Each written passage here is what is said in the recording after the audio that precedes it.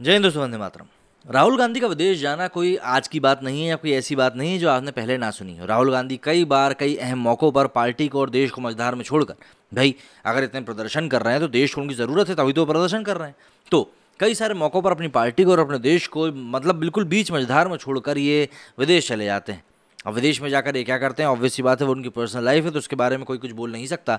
लेकिन अब एक बार फिर से वो यूरोप के दौरे पर निकल गए हैं और इस बार भी उनकी पार्टी पर कई सारे सवाल खड़े हो रहे हैं। ऐसे समय में वो बाहर चले गए हैं। राहुल गांधी एक बार फिर से यूरोप के दौरे पर निकल गए हैं, वो भी तब जब कांग्रेस की अहम बैठक होने वाली। बताया जा रहा है कि ये उनका व्यक्तिगत दौरा है। अब जबकि हिमाचल प्रदेश और गुजरात जैसे राज्यों में विधानसभा चुनाव की सरगर्मियां तेज हो रही हैं, इस तरह राहुल गांधी का विदेश दौरे पर जाना सबको हैरान करने वाला है। हालांकि इससे पहले भी वो ऐसे कारनामे करते रहे हैं। वो भी ध्यान देने वाली बात है कि संसद का मानसून सत्र भी शुरू होने वाला है। राहुल गांधी की नेतृत्व क्षमता पर सवाल उठने के सबसे बड़े कारणों में से एक ये भी महत्वपूर्ण है कि राजनीतिक क्षणों में वो पहले भी कई बार अचानक विदेश दौरों पर जाते रहे हैं।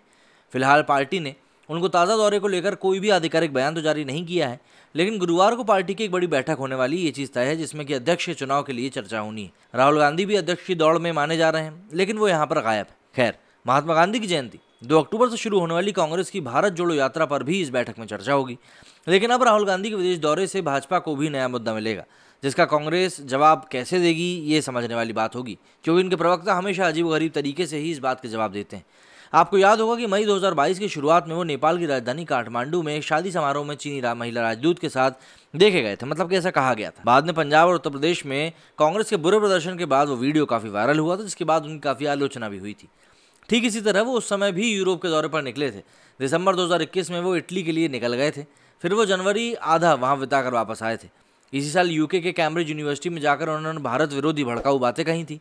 और इधर राज्यसभा चुनाव के लिए कांग्रेस संघर्ष कर रही थी, उधर उनका नेता विदेश में बातें कर रहा था। अब की बार संसद सत्र में राष्ट्रपति और उपराष्ट्रपति का चुनाव भी होना है। गोवा में कांग्रेस टूट गई है और पार्टी का बुरा हाल। लेकिन सब चीज़ों के बीच में राहुल गांधी का ये व्यक्तिगत विदेश दौरा कई सारे सवाल खड़े करता है कि इनके लिए पार्टी की प्राथमिकता आखिर कितनी ज़्यादा इंपॉर्टेंट है। क्योंकि देखिए, आप एक नेशनल पार्टी हैं, आप एक ऐसी पार्टी हैं जो कि भाजपा के सामने सबसे बड़ी नेशनल लेवल पर पार्टी भी है।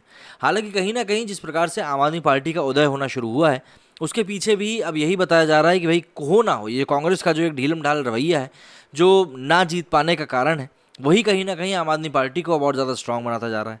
और यही एक कारण है कि उन्होंने दिल्ली के बाद पंजाब को भी फतह कर लिया है और आने वाले समय में अगर कांग्रेस की और भी कोई जगह हुई तो उसको उखाड़ फेंकेंगे, ये चीज़ तय मानी जा रही है। और ऐसे में भाजपा के लिए भी चिंता का विषय है भाई, क्योंकि अगर कांग्रेस अपनी ग्राउंड को खो देती है तो आम आदमी पार्टी जोर शोर से उस काम में लग जाएगी। तो ऐसे में राहुल गांधी विदेश दौरों पर जाकर पता नहीं कब पार्टी के लिए सीरियस हो पाएंगे, ये कौन बताएगा। मेरे स्टूडियो में फिलहाल इतना ही। जय हिंद, जय भारत।